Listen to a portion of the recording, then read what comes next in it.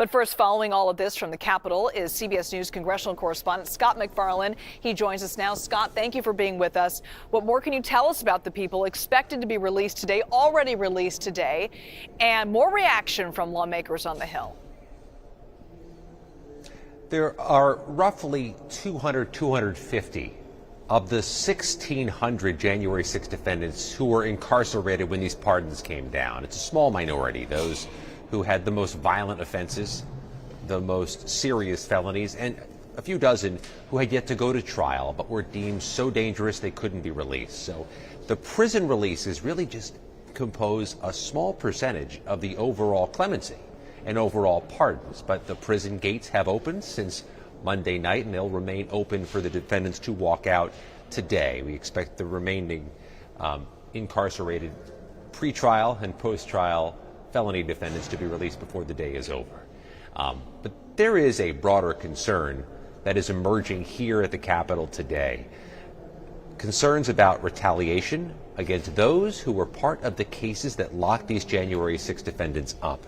Talked to a number of police officers who were witnesses at the trials or spoke at sentencing who believe they are about to be threatened, harassed, and menaced. One of those officers, former D.C. police officer Michael Fanone, told CBS News he is now seeking 5 protective orders against Capitol rioters, including one of the ones Congressman Aguilar just mentioned, the attackers who assaulted him. Sergeant Aquilino Gonell, a retired sergeant with the Capitol Police who stood down from his job because of injuries sustained that day, has received messages from the Department of Justice warning him that defendants he testified against are being released. That is a custom in the Defense Department to warn witnesses who've testified against defendants who are poised to be released. He's playing message after message after message because he testified so frequently. Liz, Senator Chris Van Hollen of Maryland, who represents a lot of the Capitol complex employees, a lot of folks here live in Maryland, said he is worried about his constituents being subjected to retaliation by the newly released, newly pardoned violent offenders from January 6. And just to remind our viewers that these people were, charged with, many of them, seditious conspiracy and assaulting police officers. But I want to turn to some other news there, Scott. Confirmation hearings for President Trump's picks to lead the nation's top posts. The Senate Budget Committee just held a hearing on Russell Vought that wrapped up just moments ago. Vought is tapped to lead the Office of Management and Budget. Can you walk us through what happened in his hearing?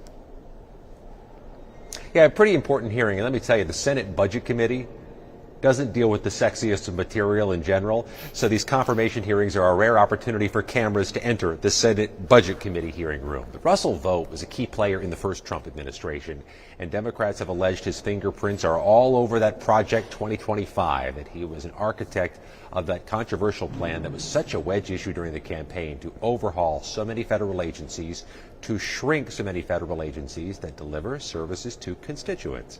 Russell Vought's facing questions about his work with Project 2025, his work in the first Trump administration. He's a well-known figure here in Washington. He is viewed as an ardent Trump loyalist who will do the president's bidding on spending in government agencies. There's a fundamental bottom line here, though, Liz. There have been no Republican defections that have declaratively said, I'm not going to support Russell Vought. And until that happens, all these nominees are on a fast track to confirmation. I want to move now to maybe a higher profile pick here, new allegations surrounding Pete Hegseth. Remember, he's the man to lead up the Defense Department. Can you walk us through these new allegations from his former sister-in-law? We're talking allegations of alcohol abuse and his former wife fearing for her safety. Hegseth looked pretty confident after his Senate hearings last week. How is this going to impact the votes he needs to get through? There's no indication yet, as the afternoon begins here in Washington, that there's any impact on the politics here at all. The revelations come from paperwork that surfaced yesterday from Hegseth's sister-in-law that alleged that he was deemed a danger to a previous wife. And there's some granular anecdotes included in that deposition or affidavit. Hegseth, through his attorney, has unambiguously denied those accusations. He was approved Monday through the Senate Armed Services Committee by a party line, very narrow vote, but he remains on a course towards Senate approval until a Senate Republican steps out and says, I have concerns about Pete Hegseth. And that has not happened this week. And It's more time goes by between those new accusations and a confirmation vote. He, too, appears to be on a fast track to confirmation to lead, arguably, the most complex bureaucracy in the world. CBS News congressional correspondent Scott MacFarlane, thanks so much, as always.